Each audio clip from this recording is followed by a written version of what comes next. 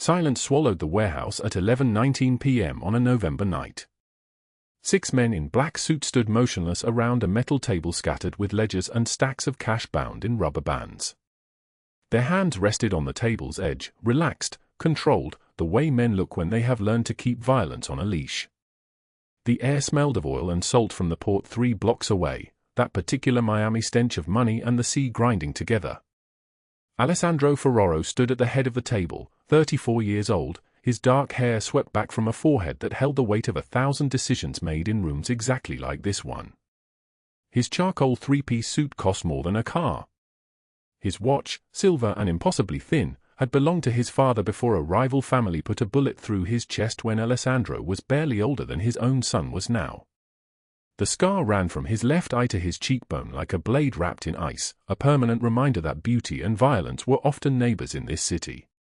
He was listening to Vinny, his oldest lieutenant, a man with gray threading through his dark hair and the kind of tired eyes that came from 30 years of loyalty to men who took more than they gave. Vinny was explaining the situation with the missing child. Noah. 7 years old. 3 days gone. The police were useless, corrupted, paid off by people who wanted the boy to stay missing. But Alessandro had resources the police did not. He had reach. He had men. He had rage that had been building for 72 hours like pressure behind a cracking dam. He had not slept. Then came the sound that split the night open. The service door at the eastern wall burst inward, and rain poured through like the warehouse itself had begun to bleed. A figure stumbled across the threshold, soaked, broken, bleeding from the shoulder.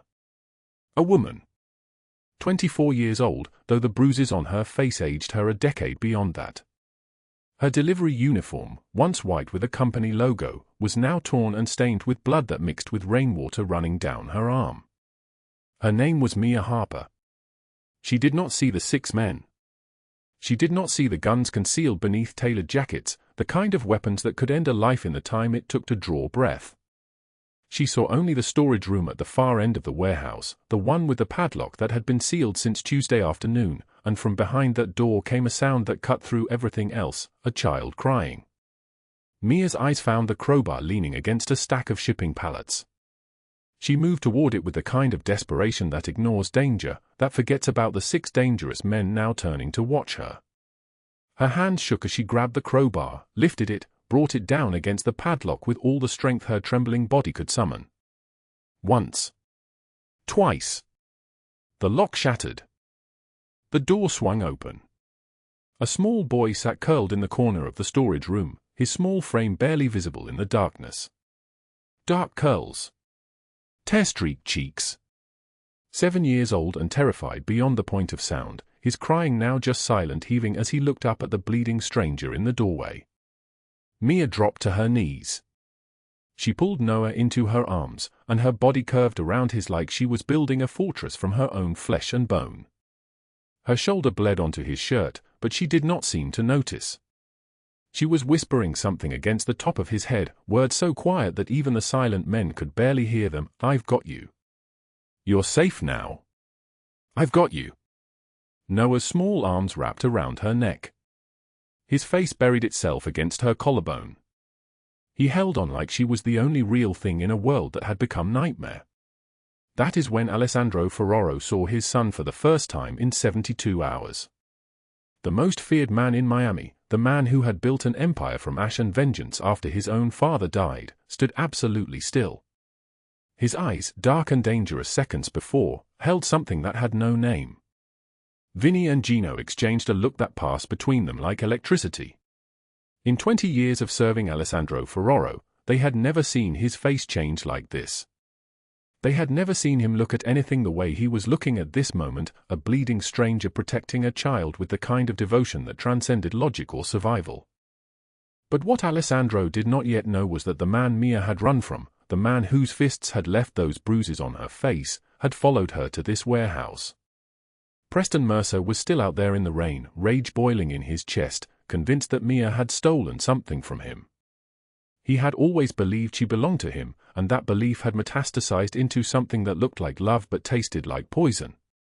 Before we continue, drop a like if this story is hitting you. Share it with someone who needs to hear it and subscribe so you don't miss what happens next. Now let us go back to the beginning. Let us understand how Mia Harper ended up in that warehouse bleeding and desperate, with only $2 left in her wallet and an eviction notice with red ink declaring she had 12 days to find $47,000 she would never be able to earn. 12 hours earlier, at 11:32 a.m. on that same November morning, Mia Harper was wiping down the counter of Sal's Diner on 8th Avenue, a place where the coffee tasted like burnt rubber and the tips were always smaller than the hours deserved. She was 24 years old, but her hands told a different story. Calluses built from years of waitressing, of washing dishes, of working 2 jobs, sometimes 3, to keep a roof over her head and food in her stomach. Her hair was dark brown, pulled back in a ponytail so tight it pulled at her temples, a style chosen not for beauty but because it kept her hair out of the way during 12-hour shifts. Her eyes were grey-green, and they held the kind of exhaustion that comes from saying yes to every shift and no to sleep. She wore the diner uniform, white with a small stain near the collar that would not come out. The name tag read Mia in faded letters. Under the uniform, her body was thin, not from discipline but from rationing. Breakfast was skipped if she could manage it. Lunch was whatever the kitchen had left over at the end of the day. Dinner was coffee and maybe, if she was lucky, someone's abandoned toast. The diner was nearly empty at this hour. 2 construction workers sat at the counter nursing coffee, and an elderly woman in the corner booth read a newspaper with a kind of focus that suggested she had nowhere else to be.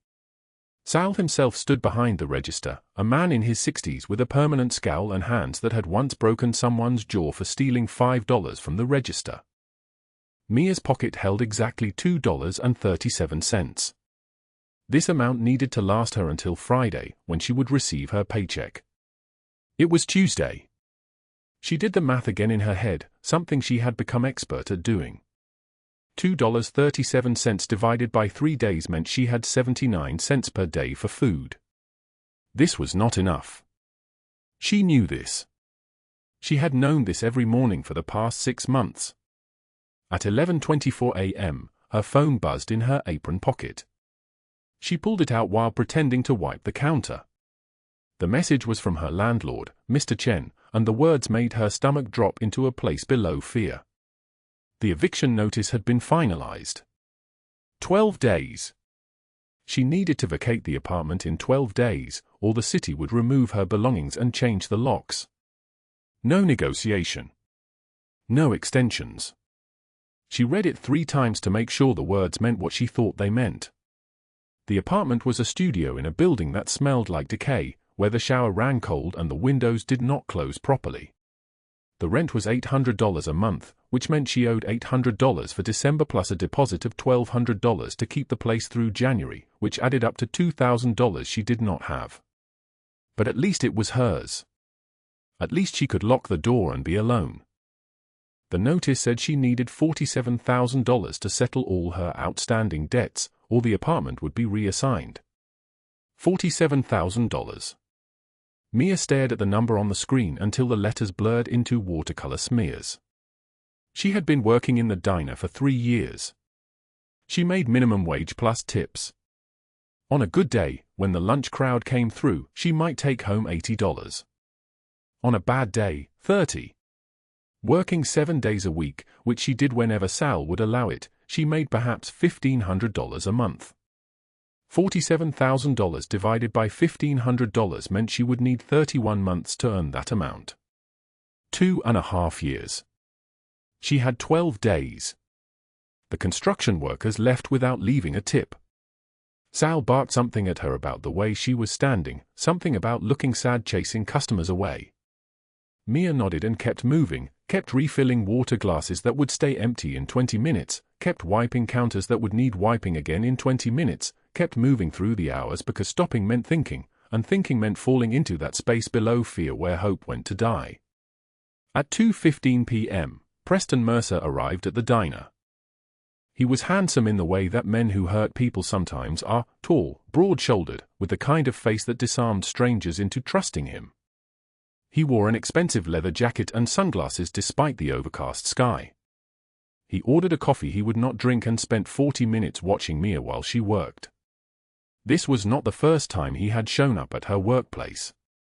It was not the second time either. Preston had been her boyfriend for 8 years. 8 years that began as something that looked like love and slowly transformed into something else entirely, something that resembled control and ownership the way a cage resembles protection. He had stopped hitting her only when she finally left, 6 months ago. But leaving, she had learned, did not mean freedom. It meant being hunted by someone who had decided that if he could not have her, he would make her regret the choice to leave him. The police had refused to help. They said it was a domestic matter. They said she was probably exaggerating. They said men like Preston Mercer did not hit women, women like Mia Harper simply misunderstood masculine affection. When Preston stood to leave at 2:52 p.m., he smiled at her across the diner. That smile contained something cold. That smile contained a threat. At 4:24 p.m., Mia clocked out and walked toward the address she had been given for a delivery job. She had picked up extra shifts doing food deliveries, carrying packages and take-out containers through Miami streets on a motorized scooter that had cost her $800 and was now barely running. The scooter sputtered and coughed as she drove south toward the warehouse district near the port. The rain began at 5:15 p.m. By 6:06 p.m., it was falling hard enough to make the streets blur into impressionist paintings of red and yellow light. Neon signs reflected off the wet asphalt. The temperature dropped. The wind came in gusts that made her scooter wobble. She was making a delivery to a residential address in the warehouse district, an area where young professionals were beginning to move, attracted by cheap rent and the romance of industrial spaces with exposed brick and high ceilings. At 7:02 p.m., Preston Mercer caught her in an alley.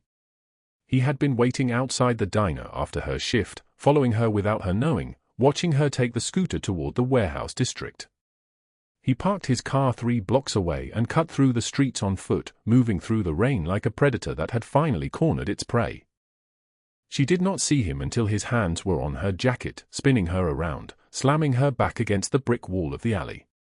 Her head cracked against the brick. Stars exploded in her vision.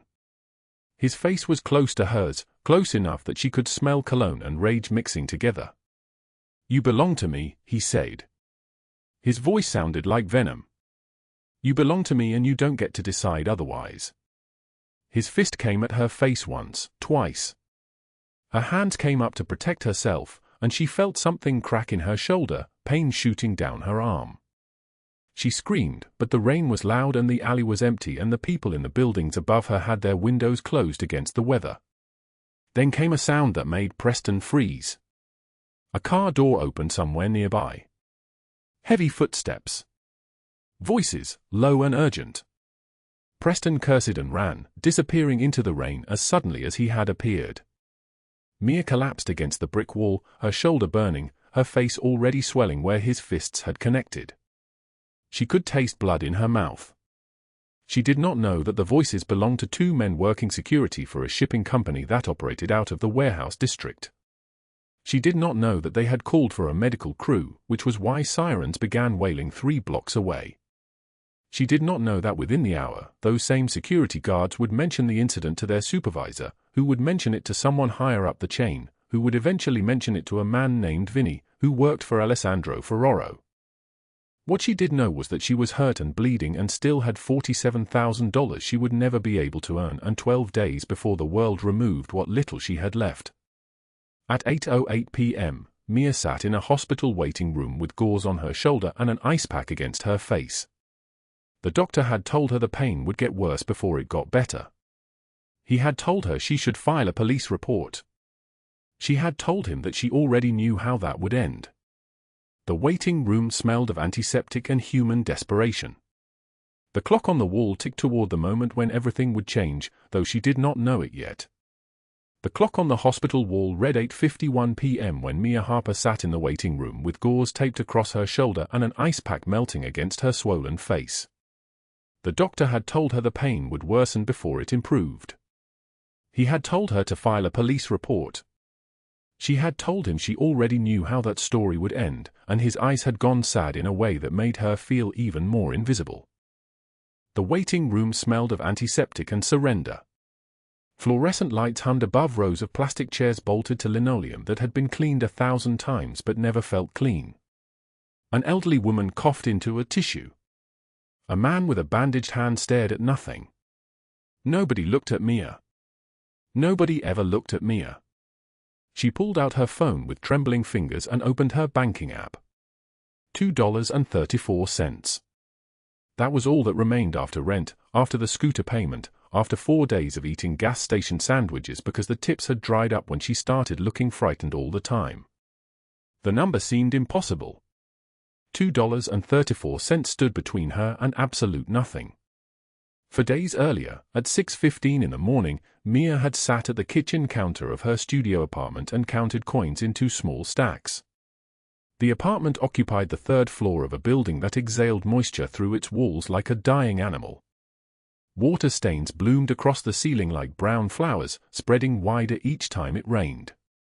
The paint peeled in strips, curling away from the walls as if the building itself was trying to escape. She lived here because it was the cheapest place in Miami that would accept someone with her history, someone with a criminal justice student's modest income and an ex-boyfriend the police refused to arrest. The coins made small, hollow sounds as she arranged them. Quarters, dimes, nickels, pennies. Each one represented something she had not eaten, a mile she had not driven, a night she had stayed home instead of going anywhere that cost money. The eviction notice sat beside the coins like an accusation, its red ink screaming across white paper. 12 days. That was the deadline, written in numbers that seemed designed to mock her. 12 days to produce $47,000 or lose the apartment entirely. She had already lost so much. Her sense of safety. Her belief that police protected people like her. Her name, in some way, because everyone at work called her by her last name and nobody asked about her life. But the apartment was the last thing that was actually hers, a place with a lock on the door and a shower with warm water, and she could not lose it. She would not lose it. Mia stood and walked to the bathroom mirror, wincing as her shoulder moved. The fabric of her delivery uniform clung to the bandage, pulling slightly with each breath.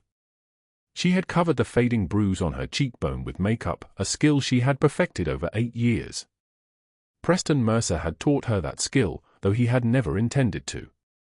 He had taught her many things. How to smile when she wanted to scream. How to make excuses for men who should need no excuses. How to disappear into herself so thoroughly that sometimes she forgot there was anyone inside at all. The scars on her back itched beneath her long sleeves. She had worn long sleeves every day for 6 years, even in Miami heat that made other people collapse and gasp for air. Long sleeves, long pants, scarves in summer. A uniform of concealment. She touched one of the scars through the fabric, feeling the raised tissue beneath, and thought about how many times she had told herself she was safe now, that he was gone, that the past could not touch her anymore. But Preston could touch her. Preston had touched her 3 times in the past 2 months. She pulled her dark hair down from the ponytail and arranged it to cover the mark on her neck. The practiced movements came so naturally that her hands did not even hesitate. She had developed this ability as other people developed hobbies or talents.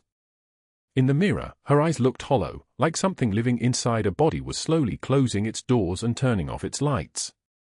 At 2:56 p.m. that afternoon, Mia stood in the kitchen of Giuseppe's Italian restaurant while the owner, a man named Carlo who was kind in the way that made pity visible on his face, loaded her delivery bag with 3 large orders.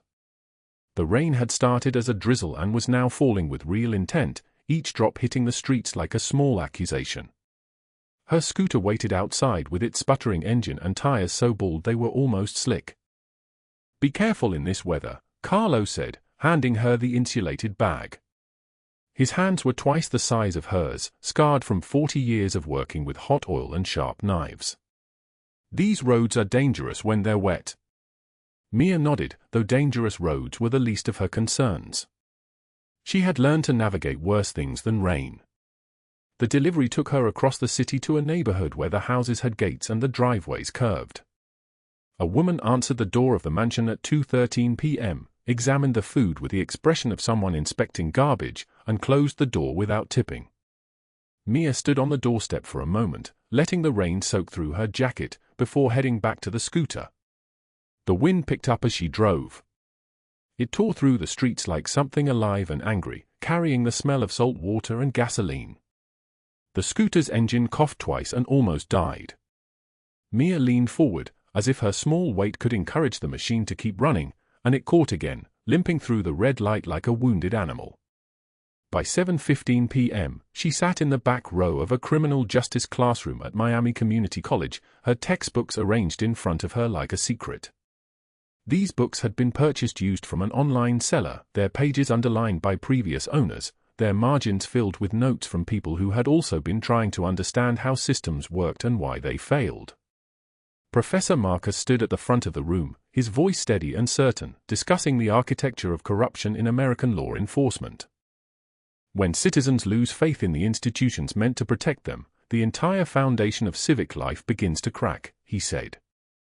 He was in his 50s, with grey threading through his dark hair and the particular exhaustion of someone who had spent his life teaching truths that few wanted to hear. A woman who reports her abuser 5 times, 6 times, 7 times, and watches nothing happen, that woman learns that the system is not designed to protect her. She learns that her body, her safety, her voice does not matter enough. Mia's hand stopped moving across the notebook. 6 times. She had filed reports 6 times.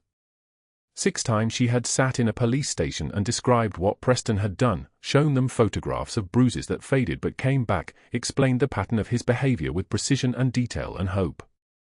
6 times, nothing had changed. The woman sitting next to her was young, maybe 20, with bright eyes and the confidence of someone who had never had to doubt that adults would help her.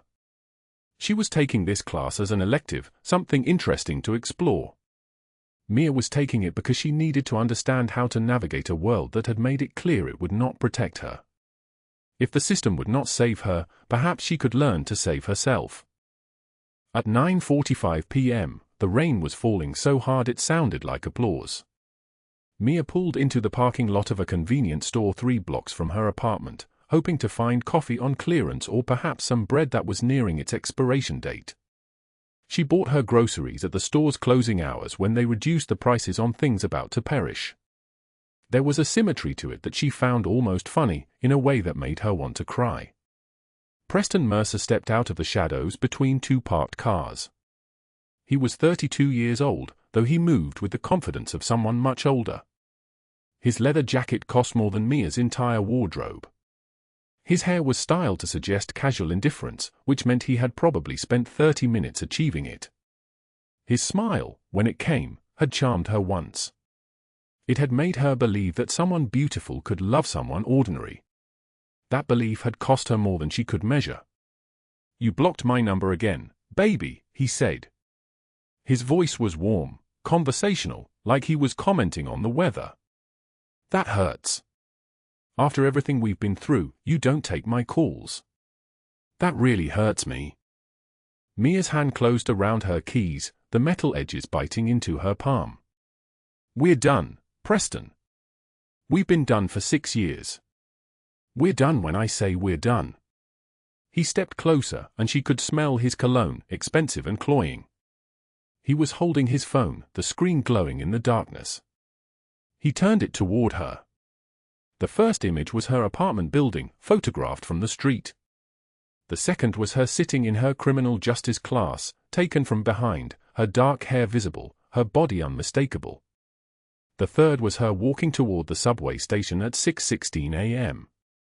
"I know where you are every second," Preston said.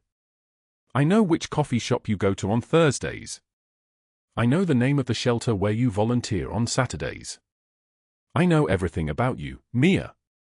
I have always known everything." A police cruiser drove past, moving slowly through the parking lot. Preston waved, his expression shifting into something casual and friendly. The officer waved back without really looking, his attention already elsewhere. He was gone 30 seconds later, and the rain swallowed the sound of his engine. Preston's smile returned, sharper now, like a blade wrapped in silk. "See? Nobody's going to help you. Nobody cares about you. You can go to the police, and they'll pat your hand and do nothing. You can tell people that I'm following you, and they'll tell you to get a restraining order, like a piece of paper scares me. You belong to me, Mia. That's what you don't understand yet. But you will. He walked away before she could respond, dissolving into the rain like something that had never been solid at all. Mia stood in the parking lot, her keys still gripped so tightly in her fist that they left marks in her palm. Her entire body was shaking, though she could not tell if it was from the cold or from the specific terror of knowing that you are being hunted and nobody will help you escape. She thought about her apartment, which she would lose in 11 days now. She thought about the police officer who had waved at Preston like they were friends. She thought about how completely, utterly alone she was. She did not think about the 7-year-old boy she had met at St. Catherine's Children's Shelter the weekend before. His name was Noah, and he had dark curls and a face shaped like a question mark, as if he was constantly wondering when the world would finally make sense.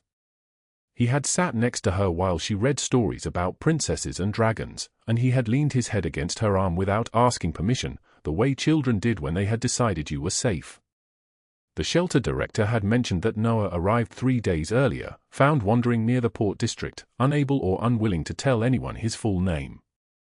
He would not talk about where he came from or how he had ended up on the streets. He only seemed to relax when Mia was there, and even then, relaxation was not quite the right word. It was more like survival mode temporarily pausing, like his body was allowing itself to remember what it felt like to rest. But Mia did not know who Noah was. She did not know that his last name was Ferraro. She did not know that in a warehouse 12 blocks from where she stood in the rain, men in black suits were tearing the city apart, searching for a 7-year-old boy who carried the blood of one of Miami's most dangerous families.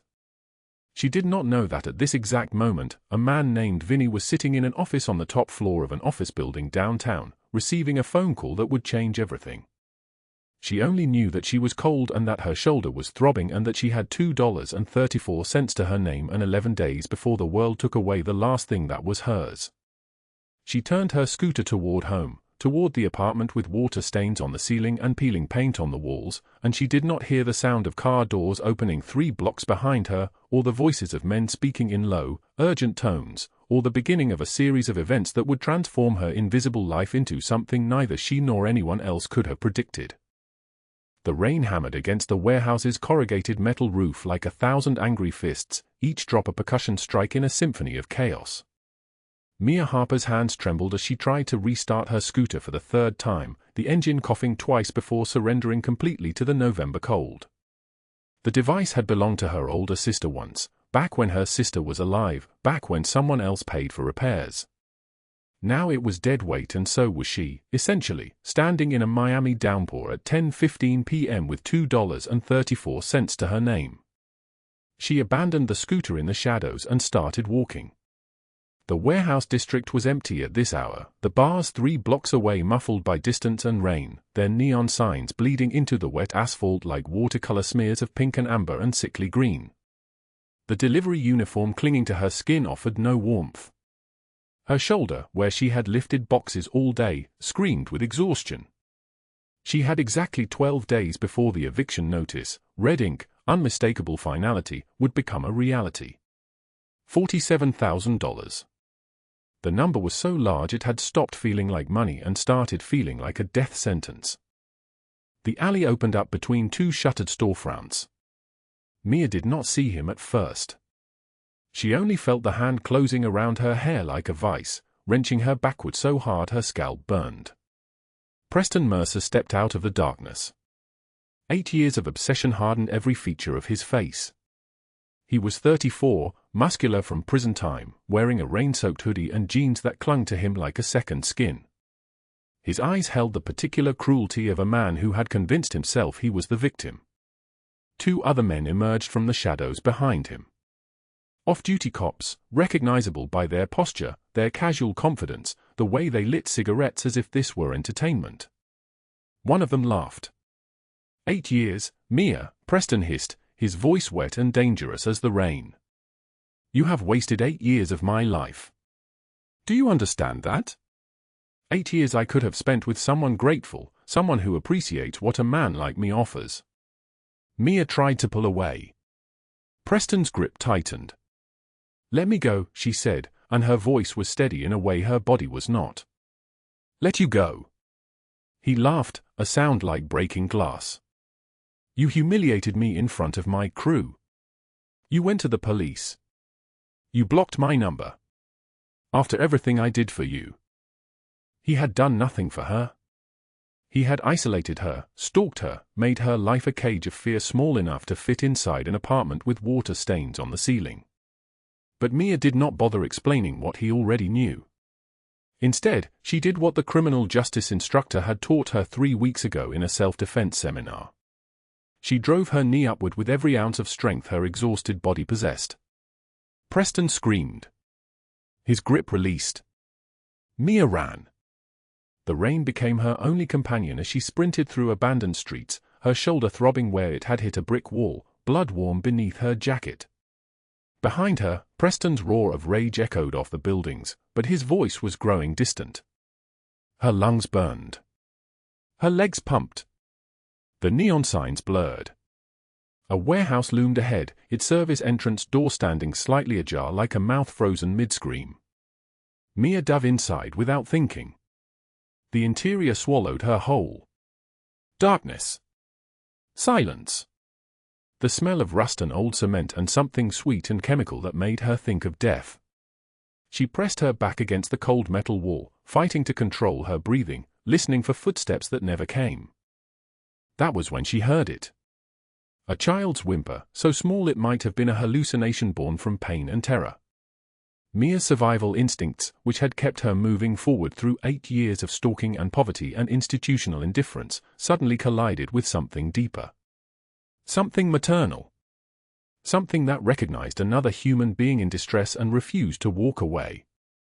She moved deeper into the warehouse, following the sound through shadows and scattered debris, until she found him. The child was 7, maybe 8, with dark curls plastered to his forehead and eyes so wide they seemed to contain entire universes of fear. He sat on a metal cot in a locked storage room, clutching a grey blanket, and when he saw Mia, he did not scream. Instead, he made a small sound like a wounded animal recognizing that a predator had transformed, impossibly, into something else. The lock was not complicated. 3 minutes with a piece of broken rebar and Mia had it open. The child did not run. He moved into her arms with a kind of trust that broke her heart, because trust meant he was used to abandonment, used to waiting for adults who did not come back. "You are safe," Mia whispered against his dark curls. "I promise you. You are safe now." She did not know his name. She did not know that his father was at that exact moment receiving a call that would change Miami's criminal landscape. She only knew that he fit against her chest like a missing piece, and his grip on her neck was tight enough to cut off her circulation, and she would have gladly stopped breathing if it meant keeping him alive. 3 blocks away, in a black Mercedes moving through rain-slicked streets, Alessandro Ferraro sat in the driver's seat with knuckles white on the steering wheel. Gino, his driver, kept his eyes on the road and did not speak. When the boss received the call from Vinny at 10:44 p.m., something ancient and primal had awakened in him. "We got a tip," Vinny's voice crackled through the phone. "Anonymous. Kid matching Noah's description. Warehouse 7 at the port." Alessandro did not ask questions. He was already moving, Gino already understanding, the Mercedes already cutting through the rain toward a part of Miami where the city's boundaries blurred between legal and otherwise. The drive gave him time to remember things he usually kept locked away. A closet. His father's blood. The moment he was 16 years old and understood that the world was divided into predators and prey, and that if you wanted to survive, you had to become the former. He had spent 24 years building an empire from ash and vengeance, accumulating power and loyalty the way other men accumulated money. But power meant nothing tonight. Control meant nothing. Everything he had constructed was worthless compared to finding his son. The warehouse appeared at 10:58 p.m., dark and abandoned, the kind of place that belonged to no one and therefore belonged to everyone. Alessandro arrived with 6 men, each trained, each armed, each moving with the precision of a machine that had been built for this exact purpose. They entered cautiously, weapons drawn, the sound of their footsteps echoing off concrete like a countdown. Then Alessandro heard it. The sound of metal breaking. A woman's voice, small and fierce. A child crying. He rounded the corner of the warehouse and saw something that rewired his entire understanding of the night. A young woman on her knees, blood pooling beneath her from a shoulder wound, holding his son like he was made of glass. Noah, who had not spoken in 3 days, was sobbing into her neck. And she was whispering, over and over, "You are safe, I promise you are safe." Alessandro Ferraro, who had never shown weakness in front of his men, who had buried his emotions so deep they had calcified into something harder than bone, felt his throat close. He approached slowly, hands visible, non-threatening, moving like a man who understood that one wrong gesture could shatter the fragile thing before him. "I am Alessandro Ferraro," he said quietly. "This is my son, Noah." Mia's eyes widened. Even through pain and blood loss, recognition flickered across her face. "You protected him," Alessandro continued, his voice gentle in a way his men had never heard it before. "Let me help you now." Mia pulled Noah tighter, her eyes wild. "I am nobody. He needed help. You are the person who saved my son when I could not." Alessandro knelt 10 feet away, eye level with her, his voice breaking slightly on the final word. Vinny and Gino exchanged a look that would later become legendary in the organization, a glance that said everything about the fundamental shift occurring before their eyes. In 15 years of service, they had never seen their boss show emotion. They had never seen him vulnerable. They had never seen him weep. But Alessandro Ferraro was weeping now, tears streaming down his face openly, as Noah finally released Mia and ran to his father. Alessandro held his son with one arm trembling against his small back, his other hand shaking as it touched the dark curls he had feared he would never feel again. His men stood frozen in shock, bearing witness to the moment their invincible leader became human. Alessandro carried Noah to the car, then returned with a first aid kit. He knelt beside Mia, examined her shoulder wound with a gentleness that contradicted everything about him. "This needs stitches." "Hospital," he said. Mia panicked. "No hospitals. They will ask questions." "I cannot," her voice trailed into silence. Alessandro studied her face with the precision of a man used to reading threats and weakness. He saw the fingerprint bruises on her throat, the swelling around her eye, the terror written in her expression like a confession. He had seen abuse victims before, but never one who had risked everything to protect a stranger's child. "Who did this?" he asked. Mia did not answer. Alessandro did not push. "Let me take you somewhere safe. Get you medical attention." "No questions," he said instead. Mia tried to stand. Her legs would not obey. Alessandro caught her as she collapsed, his arms around her, feeling how light she was, how fragile, how utterly depleted. "Why would you help me?" she whispered. "I am nobody. I deliver food on a broken scooter.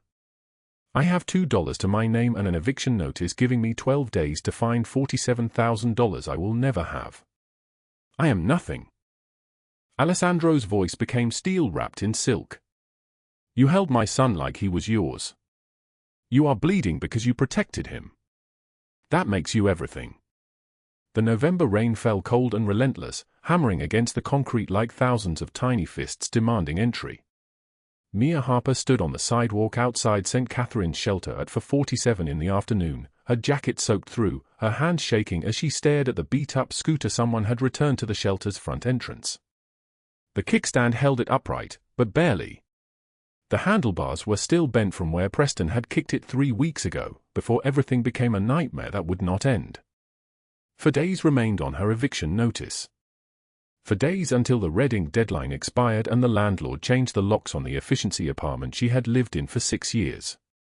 $47,000. She did not have $47,000. She did not have $47. In her jacket pocket, 2 crumpled bills, a 5 and 3 ones, represented the sum total of her physical wealth in this world. Everything else she owned could be carried in a garbage bag and fit inside the trunk of a car that was not hers anymore. The wind tore through the empty streets like a blade wrapped in ice, and Mia felt something fracture inside her chest, something that had been holding on by a single thread for 8 years. Preston Mercer had stalked her since she was 22 years old. She had reported him 7 times. The corrupt cops, the ones Margaret Harrington paid to look the other way, had filed reports and done nothing. They had taken her statement and told her there was nothing they could do without evidence. They had suggested, with casual cruelty, that maybe she had encouraged him, maybe she had led him on, maybe she was exaggerating. 8 years of looking over her shoulder. 8 years of jumping at shadows. 8 years of existing instead of living. And now, standing in the rain with her destroyed scooter and $2 in her pocket and an apartment she would lose in 96 hours, Mia Harper wondered if Preston had been right all along. Maybe she was nothing. Maybe she was broken, useless, defective. Maybe the world would be simpler, quieter, better off without her in it. The busy street stretched before her, car after car passing with headlights cutting through the grey afternoon. It would be so easy. One step off the curb. One moment of courage in the wrong direction. One surrender to the weight that had pressed down on her shoulders for so long that she had forgotten what it felt like to breathe without pain. Her hand moved toward the scooter seat. Her body felt like it was made of stone. Then her fingers closed around something in her jacket pocket. The small toy car. Noah had given it to her that morning, his small face serious as he pressed it into her palm. "So you remember you're brave," he had said, his 7-year-old voice carrying absolute certainty about something she had lost the ability to believe. She pulled the car out now, held it in her shaking hand. Red paint chipped from the roof. One wheel did not spin anymore. It was the most broken thing she owned, and Noah had given it to her like it was the most precious gift in the world. The sound came first, the opening of a car door, metal hinges protesting the motion. Then footsteps, deliberate and unhurried, crossing the wet pavement. Mia did not turn around. She did not need to. She would recognize Preston Mercer's breathing pattern in a grave, in the afterlife, in whatever darkness waited for people who had already died on the inside. His hand closed around her arm like a vice, fingers digging deep enough to bruise the skin beneath her jacket sleeve. "Thought you could hide," he said, his voice carrying the smooth cruelty of a man who had never faced consequence for anything he had done. "Margaret wants you gone. Permanently. And I want what you owe me for the trouble you've caused." He was dragging her toward a black sedan parked 3 spaces away, his grip tightening, his fingernails breaking skin. Mia screamed. She screamed loud enough to shatter glass, loud enough that nearby pedestrians turned to look, and then they turned away. Nobody helped. Nobody intervened. Nobody was brave. People walked past as if her terror was invisible, as if a woman being forcibly removed from the street was a normal Tuesday afternoon in Miami. Then the rain stopped sounding like rain. It sounded like the moment before something terrible and beautiful collided with the earth. 12 men in black suits emerged from the gray afternoon like ghosts materializing from fog. They moved without sound, without haste, their appearance so sudden and complete that it seemed like they had always been there, waiting in the spaces between seconds. Vinny appeared first, then Gino, then 10 more men whose faces were carved from stone and whose eyes held the kind of certainty that comes from knowing you will win before the fight begins.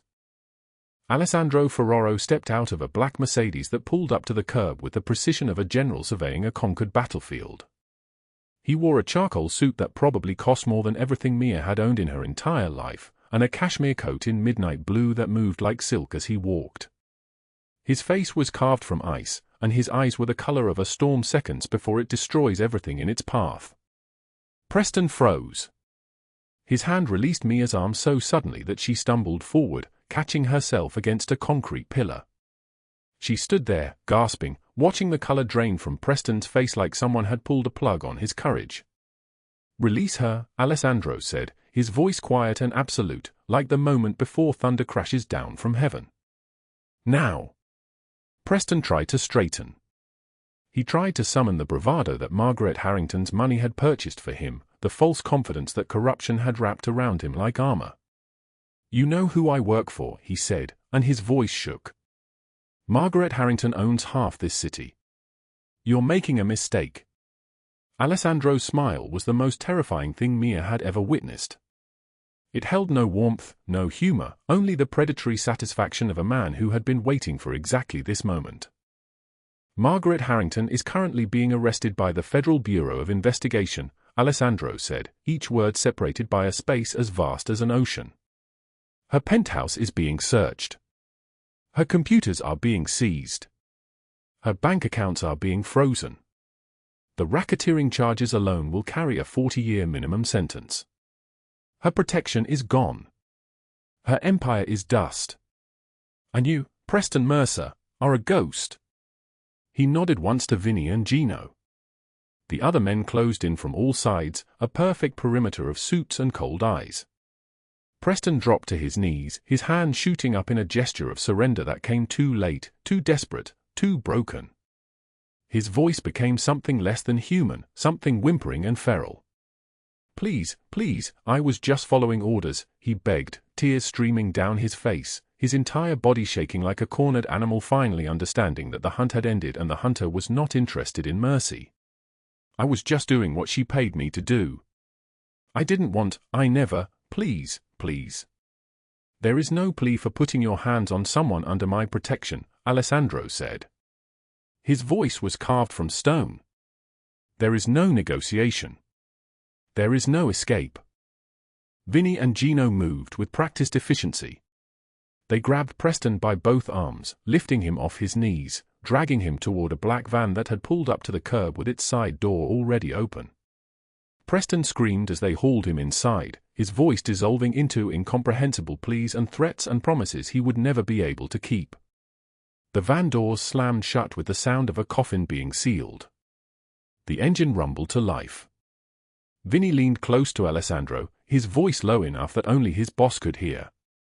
The Castelliano family is waiting for him on the port. They owe you a favor. He'll disappear into the warehouse district. Nobody will ever find him. Nobody will ever ask questions about what happened to Preston Mercer. The van pulled away into the grey afternoon, and Mia realized that this man she had known for less than a week, who had held his son with tears streaming down his face, who had knelt beside her with a first aid kit and treated her wounds with gentleness that contradicted everything he represented, had just erased another human being from the world. But that was not all that was happening. Across the city, at 6:12 a.m. on the same November morning, federal agents in dark jackets marked FBI had breached the penthouse door of Margaret Harrington's skyscraper apartment. They came through the entrance like a tide, like a flood, like judgment itself made flesh. Margaret had been asleep in her king-size bed, surrounded by Egyptian cotton sheets that cost more than a month of Mia's old salary. She woke to the sound of her bedroom door being kicked open and federal agents pointing weapons at her face. The moment she realized what was happening, the moment she understood that her 40 years of careful corruption, of strategic bribery, of calculated cruelty, had finally been exposed, something in her broke with the same finality as glass hitting concrete. They read her the charges as they handcuffed her: racketeering, wire fraud, witness intimidation, conspiracy to commit assault, operating a criminal enterprise. 40 years minimum. No parole. No negotiation. They moved through her penthouse with warrants and evidence bags, seizing everything: her laptop, her files, her phones, her jewelry, the hard drives where she kept records of every bribed official and corrupt transaction. By 10 in the morning, every news outlet in South Florida was running footage of Margaret Harrington, the refined socialite, the charity board member, the woman who had positioned herself as Miami's moral compass, being walked out of her building in handcuffs. Her pearl necklace caught on the metal of the handcuffs as agents led her past the cameras, and she stumbled, and the photographers captured the exact moment her constructed reality shattered. Within 2 hours, that image had been broadcast on every television station in the state. Within 4 hours, it had gone viral: 500,000 shares, 1 million, 2 million. By evening, her name was trending nationally.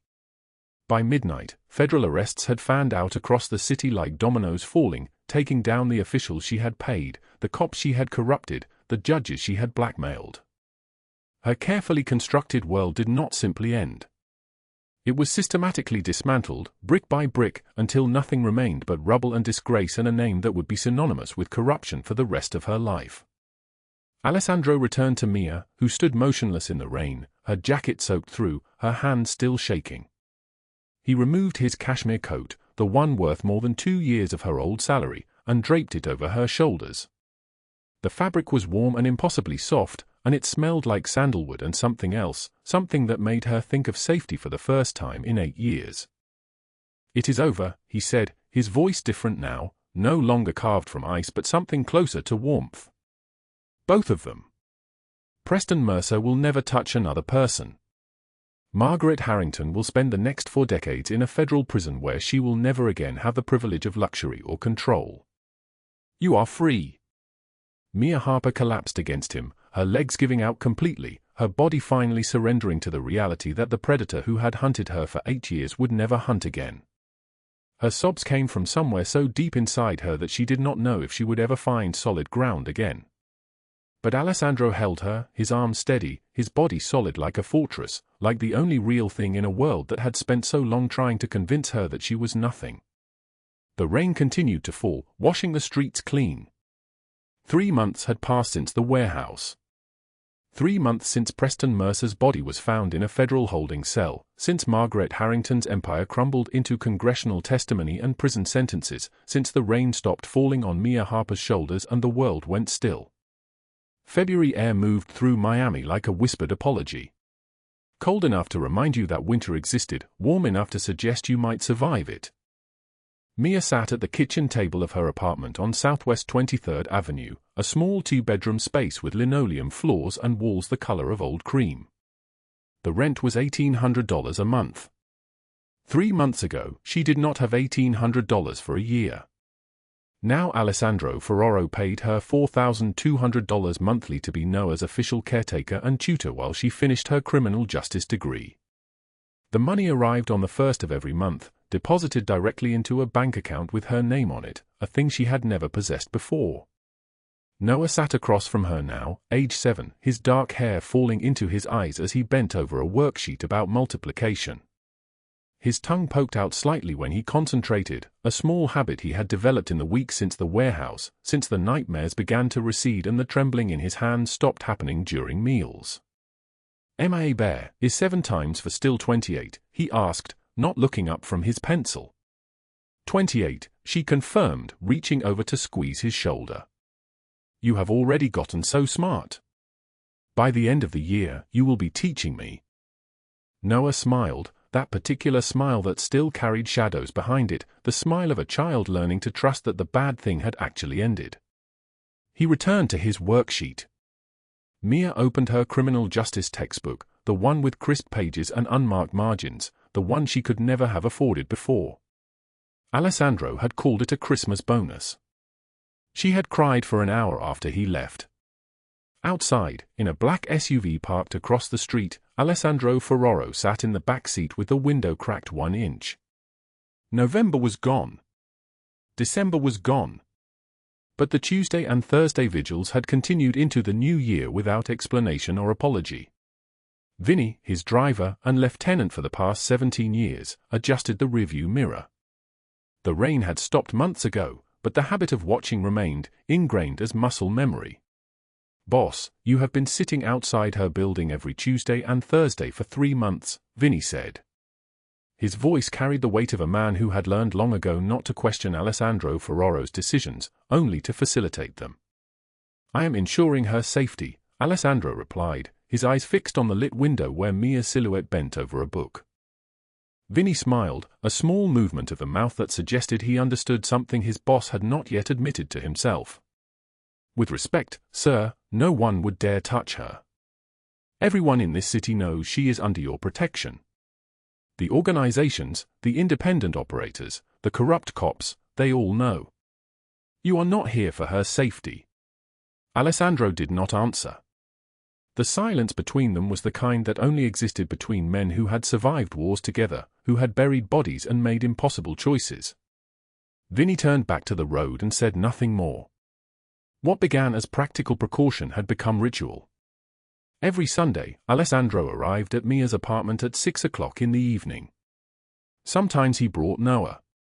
Sometimes he arrived alone. He would text first, "May we come for dinner?" and Mia would respond within minutes, always.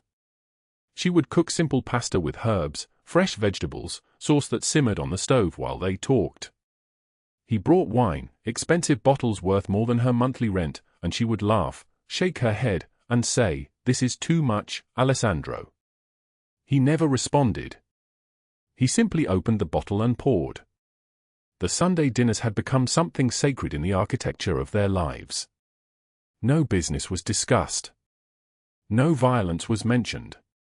Alessandro would ask about her studies, her classmates, the articles she was reading. Mia would ask about Noah's day at his private school, the friends he was making, whether he was sleeping through the night now. And sometimes, when Noah was occupied with a coloring book in the living room, they would talk about nothing at all, just the sound of each other's breathing, the clink of wine glasses, the weight of things unsaid pressing against the space between them. In late February, on a Tuesday evening when the rain came unexpectedly, Mia turned 25.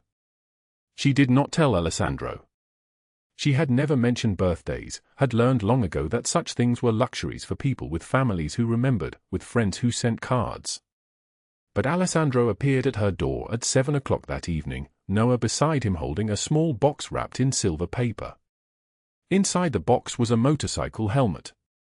Not just any helmet, custom-fitted, her favorite color, navy blue with silver accents. The interior was lined with some kind of protective gel padding that Alessandro explained would distribute impact force more evenly. It was the kind of safety equipment that cost more than $300. "For when you ride at night," he said simply. Mia looked at the helmet. She thought of her scooter, the one she had ridden through rain and darkness, the one that had broken down exactly when she needed it to break down, which had led her to the warehouse, which had led her here, to this moment, holding proof that someone had noticed her birthday existed. She cried. Not the broken sobs of the warehouse, but something quieter, something that felt like healing. One night in early March, at 2 o'clock in the morning, her phone rang. It was Noah, his voice small and panicked, caught in the grip of the nightmare that still visited him sometimes. Mia had learned his triggers, loud noises, darkness, the feeling of being confined. She talked to him for 40 minutes until his breathing slowed. But the trauma had taken hold of his body, and he needed more than her voice through a phone line. She called Alessandro. He arrived in 11 minutes. 11 minutes from wherever he had been, and Mia never asked where he was at 2 in the morning, to her small apartment on Southwest 23rd Avenue. He was still wearing the clothes from his evening, tailored black slacks and a white dress shirt with the sleeves rolled up, revealing the inside of his forearm where a tattoo she had never fully examined seemed to shift in the lamplight. Together, they sat in Noah's small bedroom. Alessandro on one side of the boy's narrow bed, Mia on the other. They did not touch him, did not overwhelm him with comfort. They simply existed beside him, two people carved from different worlds, made solid by the presence of a child who needed witnesses to his survival. When Noah finally slept, his breathing deep and even, they moved to Mia's living room. The apartment was so quiet you could hear the refrigerator humming, the distant sound of traffic on the avenue, the settling of the building's old bones. Alessandro sat on the worn couch. Mia sat at the opposite end, not quite touching. And then, for the first time since the warehouse, he spoke about his own wound. "My father was murdered when I was 14 years old," he said. His voice was different now, stripped of the ice that usually encased it.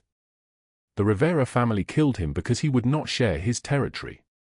I watched him die. I was too young to save him. Too powerless. Too small. He paused. His hands, which always moved with such control and precision, trembled slightly where they rested on his thighs. I built everything after that on vengeance. Not love. Not family. Vengeance. I spent 18 years becoming strong enough that no one could ever hurt me again. And you know what I discovered? Mia shook her head, not trusting her voice. Strength built on vengeance is still just another cage. I was still trapped. Until the night I found you in that warehouse, bleeding and terrified and still protecting my son like he was your own. You showed me that real strength is not the absence of fear.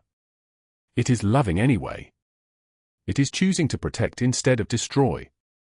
He turned to face her fully. I have spent 18 years being strong. With you, I do not have to be. I can be human. Mia reached across the space between them and placed her hand on his. The contact was electricity and relief and something so fragile it might shatter if she breathed too hard. You are allowed to be human, she said quietly. Alessandro looked at their joined hands, then back to her face. For a moment, she thought he would kiss her. She wanted him to kiss her. The wanting was so intense it nearly took her breath. But he pulled back, his fingers reluctant to release hers. Not yet, he said. His voice was steady again, but something burned behind his eyes. Not while you are rebuilding your life. When you stand as my equal, when you choose me from strength and not gratitude, when you stand on your own feet and decide that I am worth choosing, then I will kiss you. And then I will never stop. The slow burn deepened through March and April. Every Sunday dinner carried the weight of unspoken things. Every accidental touch became deliberate. Every glance lasted a moment too long. In April, Mia graduated from her criminal justice program with honors. She wore a navy blue gown that Alessandro had insisted on buying, though she protested about the cost. He sat in the front row with Noah beside him, Vinny and Gino flanking them like sentries. When Mia crossed the stage and her name was called, Alessandro rose to his feet and applauded, his face showing something unguarded, something raw. Pride. Love. Hope. She had rebuilt her life. The $2 that had been all she possessed had become the $4,200 monthly salary that paid for her apartment, her food, her textbooks. The eviction notice had been paid. The debt to her mother's hospital had been addressed. She was no longer invisible. She was no longer broken. She was whole enough to choose what came next. But what she did not fully know, not yet, was that in May, when warm air moved through Miami like a lover's breath, everything would transform into something neither of them could have planned for. If this story touched your heart, please subscribe to the channel, like and share this video with the people you love. Every comment you leave is a precious source of motivation. We wish all of you good health, a joyful life, and days filled with peace.